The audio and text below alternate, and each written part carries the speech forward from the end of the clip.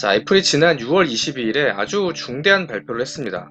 과거 15년 동안 함께 해왔던 인텔과 결별을 하고 연말부터 자체 칩을 탑재한 맥을 선보이겠다라고 하는 발표를 한 건데, 이게 어쩌면 이 PC 시장에서 좀 더 나아가 반도체 시장의 역사에 있어서 아주 굉장한 분기점이 될 수도 있는 사건이에요. 오늘은 요거에 대해서 한번 설명을 해보도록 하겠습니다.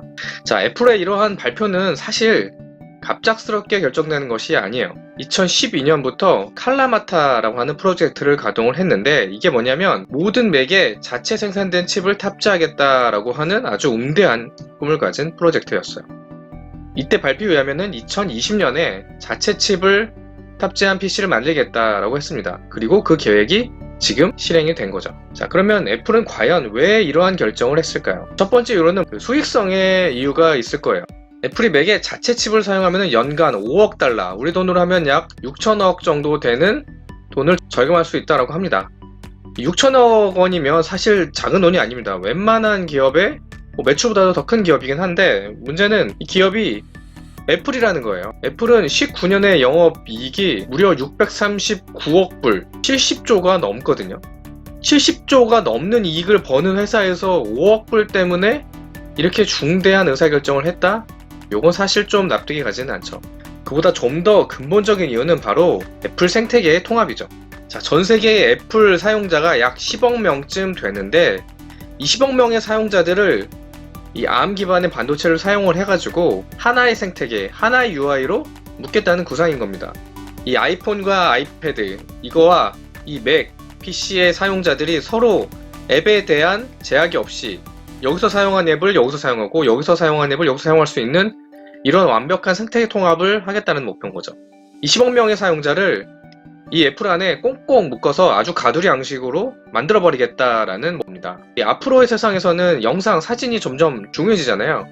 이번에 이 애플 실리콘이라고 하는 이 애플의 반도체에는 이쪽 분야에 좀 특화되어 있습니다. 이 고성능 GPU가 들어가고요. 이 뉴럴 엔진과 머신러닝 가속기, 이런 것들이 들어갈 가면서 포토샵, 파이널 컷, 이런 딩강현실, 이런 식의 영상, 사진 편집을 좀 더 효과적으로 할 수 있는 PC를 만들겠다라는 거죠. 이러한 전략은 아마 지금 인텔 CPU를 쓰고 있는 다른 PC들과 이 맥 PC의 사용성을 좀 더 차별화시킬 수 있을 거로 좀 보입니다. 그리고 또 다른 중요한 문제 중에 하나로 이 몇 년간 계속되고 있는 인텔 CPU의 공급 부족에서 해방될 수 있다는 겁니다. 보시다시피 이게 18년에도 인텔 CPU가 부족해가지고 당시 PC 가격이 상승을 하고 물건도 잘 나오지 않았어요. 그리고 2019년에도 이런 현상이 계속되고 있었죠.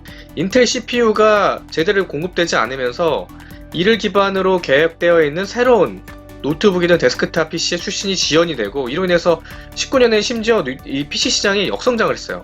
만약에 이 애플이 자체 CPU, 애플 실리콘을 탑재한 CPU를 만들게 되면 CPU를 자체 조달하게 돼서 제품 개발 속도도 빨라지고 다른 반도체 생산 일정에 맞추지 않아도 되기 때문에 조금 더 유연하게 이 노트북, 데스크탑, 맥 PC의 출시 일정을 결정할 수 있게 되는 거죠. 상품의 자율성이 높아진다는 얘기입니다. 이러한 애플의 칩 개발 발표에 가장 큰 충격을 받은 거는 누굴까요? 인텔입니다. 근데 다만 애플 실리콘을 발표한 게 6월 20일 요쯤이거든요. 요쯤에 보면 주가가 크게 변동이 없었습니다. 이게 사실 애플이 그 전부터 자체 CPU를 만들겠다는 발표를 계속 하고 있었기 때문에 시장에서 이미 이거를 선반영하고 있었기 때문에 주가가 반응하지 않은 것이지, 인텔 입장에서 이런 애플의 발표가 중요하지 않은 것은 아니에요. 이거에 대한 반증이 이게 2018년의 기사인데, 애플의 칼라마타 프로젝트가 어느 정도 성과를 내가지고 이제는 스스로 맥칩을 만들 수 있다는 소식이 돌자마자 인텔 주가가 폭락합니다. 당시에 장중에 8% 정도 빠지기도 했는데, 이게 2년 내 최대 낙폭이었어요. 이걸 보면은 인텔에 있어서 애플 CPU가 갖는 중요성을 간접적으로 확인할 수 있는 겁니다. 근데 사실 인텔에 있어서 애플은 매출 사이즈 면에서 보면 굉장히 큰 고객은 아니에요. 대충 한 5% 정도 되니까 많다고 하기에는 조금 적고 적다고 하기에는 조금 많은 수준이죠. 그럼에도 불구하고 앞에서 보셨다시피 시장에서 이렇게 크게 반응하는 이유는 PC 시장에서 애플이 차지하는 상징성 때문이에요. 그리고 이런 사실을 통해서 이 PC용 반도체를 둘러싼 상황이 크게 변화하고 있다. 즉, 이 반도체 산업에 패러다임 시프트가 생기고 있다는 것을 이런 과정에서 인텔이 제대로 대응하지 못하고 있다라는 반증이기도 하고요. 그런데 여기서 조금 낯설죠. 인텔이지 않습니까? 인텔은 PC 그 자체의 역사이자 나아가 반도체 산업의 최고수잖아요. 설립자가 무어고 무해 법칙을 만든 회사가 뭐 인텔입니다. 인텔은 틱톡 전략이라는 것을 씁니다. 틱톡 전략이라는 게 뭐냐면은 요 위에 이 주황색 부분이 미세 공정이고 요 아래 파란색 부분이 아키텍처입니다. 2년에 한 번씩 PC 성능을 2배로 끌어올리는데 1년은 미세 공정의 개선으로, 그리고 다른 1년은 이 CPU 아키텍처의 개선으로 미세 공정 아키텍처, 미세 공정 아키텍처, 이러한 선순환 사이클을 통해서 2년마다 PC 성능을 2배씩 끌어올린, 즉 소위 말하는 무어의 법칙을 만들어낸 아주 위대한 기술 기업이라는 얘기죠. 그래서 매년 이런 식으로 PC 성능을 엄청나게 끌어올린 PC 그 자체의 역사죠. 그래서 예전에는 사실 우리가 PC를 사면 뭐 386, 486, 뭐 펜티엄, 이게 다 CPU에 이름을 붙여가지고 PC의 모델명을 지었던 거잖아요. 그만큼 PC는 사실 그 CPU 그 자체였던 거예요. 문자 그대로 저세상급 기술을 보여줬던 회사가 인텔 아닙니까? 오죽하면 이거 혹시 광고 기억나시나요? 이게 워낙 옛날 자료라 좀 화질이 조금 안 좋은 거는 양해를 부탁드립니다. 마이크로 프로세서 외계인이 만들죠. 인텔 펜티엄 4 프로세서로 환상적인 디지털 세상을 만난다. 30대 후반 40대 정도 분들은 기억을 할 텐데 이런 식으로 굉장히 인터넷으로 많이 돌아다녔었죠. 이게 바로 인텔이죠. 인텔의 기술에 대한 리스펙트를 담고 있는 글인 거죠. 그런데 왜 인텔이 지금처럼 추락을 하게 되었을까요? 그 이유는 바로 모바일 시대의 도래입니다. 경영학책에도 많이 나오죠. 인텔은 원래 마이크로소프트랑 연합을 해가지고 PC 시대를 호령을 했었죠. 그런데 모바일 시대가 도래하면서 이 모바일 시대에 요구하는 이 PC, CPU의 성능은 저전력이잖아요. 인텔은 이러한 저전력의 CPU를 만드는 데 실패합니다. 그러니까 이 애플이나 퀄컴에서 ARM 기반의 모바일용 CPU, 즉 AP를 만들어가지고 스마트폰을 만들어내기 시작을 하면서 모바일 시장을 인텔이 빼앗기죠. 그러면서 인텔의 하락기가 시작이 됩니다. 이런 하락기에 취임한 CEO가 바로 브라이언 크러제니치라고 하는 인텔의 CEO였어요. 원래 인텔은 굉장히 순혈주의가 강합니다. 그래서 인텔 CEO가 되려면은 최소 20년 이상은 인텔에서 근무를 해야 되고, 이 아저씨는 뭐 그 조건을 채운 아저씨였고, 출신은 엔지니어, CPU의 엔지니어도 했고, 뭐 공장에서도 생산 공정도 관리를 하기도 했던, 아무튼 전형적인 인텔맨이었던 거죠. 크러제니치 이 아저씨가 선택한 전략은 CPU 집중이 아니었습니다. 오히려 사업을 굉장히 확장하면서 인텔 사업 구조를 크게 넓히죠.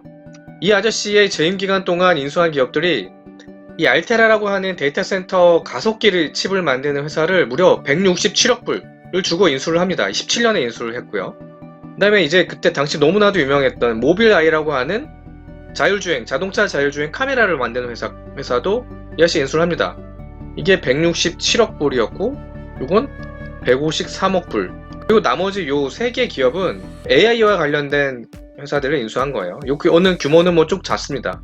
아무튼 이 크러제니치 이 아저씨는 이러한 식으로 인텔의 포트폴리오를 크게 확장을 하죠. 그리고 뿐만 아니고 예전에 인텔이 포기했던 D램 시장에도 다시 뛰어듭니다. 그러니까 낸드와 D램의 장점을 합친 3D 크로스 포인트라고 하는 기술을 새롭게 출시를 하면서 이 기술을 기반으로 옵테인이라고 하는 D램을 만들었는데, 이게 생각보다 초기 반응은 나쁘지 않습니다. 그래서 현재는 주로 데이터 센터에 주로 납품을 하고 있는데, 그것도 이 크러제니치 ECEO 시절에 시작을 한 거죠.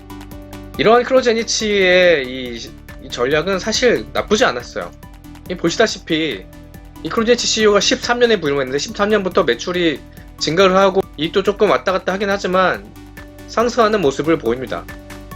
다만 이제 요 매출과 이익의 상승이 과연 이 CEO의 업적이냐에 대해서는 조금의 논란이 있는 게, 요 기간이 소위 말하는 이런 인터넷 기업들이 엄청나게 성장한 기간이잖아요.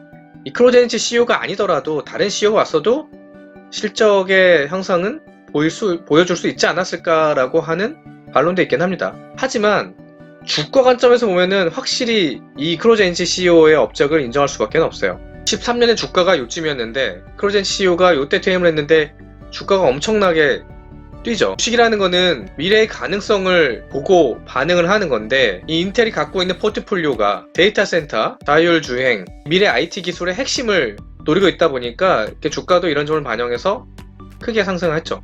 하지만 그럼에도 불구하고 이 사업 실적 면에서 보면은 여전히 이 인텔의 중심은 CPU였습니다.